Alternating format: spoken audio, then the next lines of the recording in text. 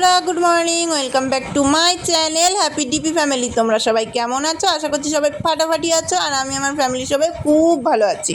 আমি পাপিয়া চলে আসলাম সকাল সকাল আশিবাসি কাজ করতে করতে তোমাদের সামনে। দেখতেই পাচ্ছ সকালবেলা ঘর ঝেঁটোচ্ছি, যেহেতু অনেকটাই ব্যস্ত। বরমাসা এখনও কাজে যায়নি। বাসি ঘরটা ঝেঁটিয়ে নিয়ে তাড়াতাড়ি করে ঝটপট করে যতক্ষণ না দুয়ারে জলটা দিতে পারি ততক্ষণ আমার ব্যস্ততা কাটে না। দুয়ারে জলটা দিলে তবুও মনে হয় অনেকটা ফ্রি হয়ে গেছি, জানো তো বন্ধুরা। তো বিষয়টা এইটাই, তো ওই জন্য আজকে ঘর যেতেই মনে করলাম তোমাদের সামনে এসে হাজির হয়ে যাই।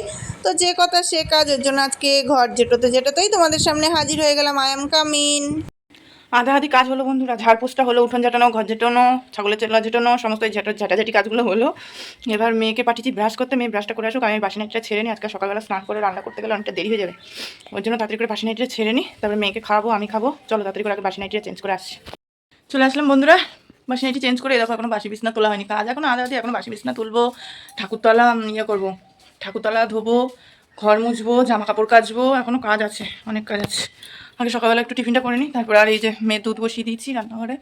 দুধটা গরম হচ্ছে, হোক। চলো দেখি মেয়ে সে কখন গেছে ব্রাশ করতে, এখনো আসার নাম। মানে জল পেলে আর কিছু চাই না। কিরে কখন আসবি তুই? তাড়াতাড়ি তাড়াতাড়ি আয়।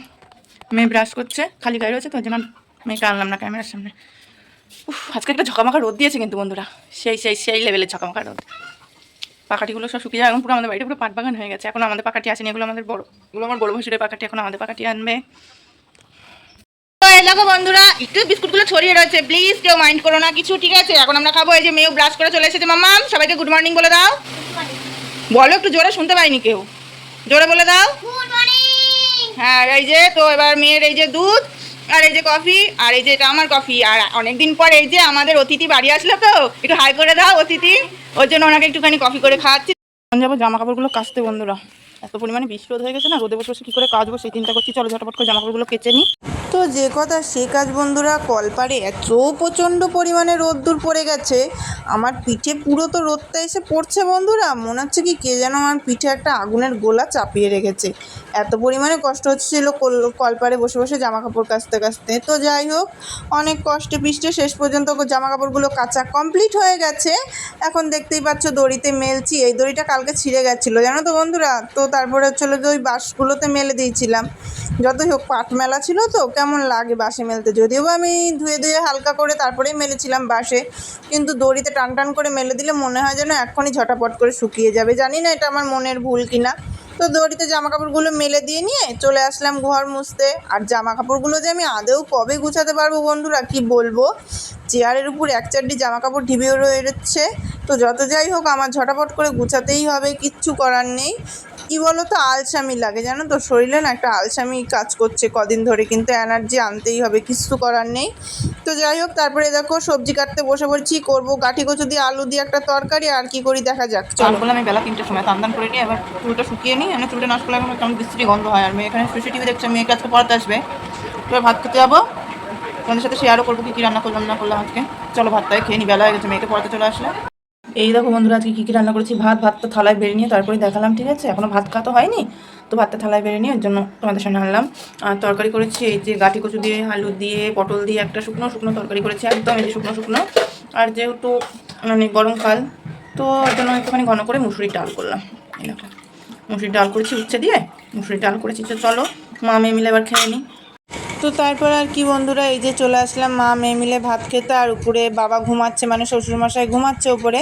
আর নিচে এই যে মা মেয়ে মিলে, আমার মেয়ের এত সিরিয়ালের নেশা হয়েছে, ও এটা দেখবে আর ভাত খাবে, জানো না তো বন্ধুরা, সে কি বলবো। তো যাই হোক, বাচ্চা মানুষ যেটা দেখে তাড়াতাড়ি ভাত খেয়ে নেয় সেটাই ভালো।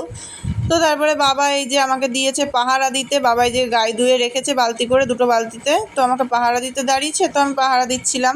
তো তারপরে দেখতে দেখতে প্রায় সন্ধে এসছে, তাই সন্ধেটাও দিয়ে নিলাম সন্ধে হওয়ার পরে। তো তারপরে যেটা প্রত্যেক দিনের আমার অভ্যাস, আমার মেয়েকে পড়িয়ে চলে যাওয়ার ঠিক 2-5 মিনিট পরে, যেটা আমার অভ্যাস, যে দিদিমণিকে দেখি দিদিমণি কোনটায় কি পড়া দিয়ে গেছে। তো সেই কাজটাই করছিলাম আর কি, যে কোনটায় কি। আর নতুন একটা অঙ্কও দিয়ে গেছে মেয়েকে, সেটার জন্য আরও বেশি মানে মজা হচ্ছিল, আনন্দ লাগছিল, জানি না কেন।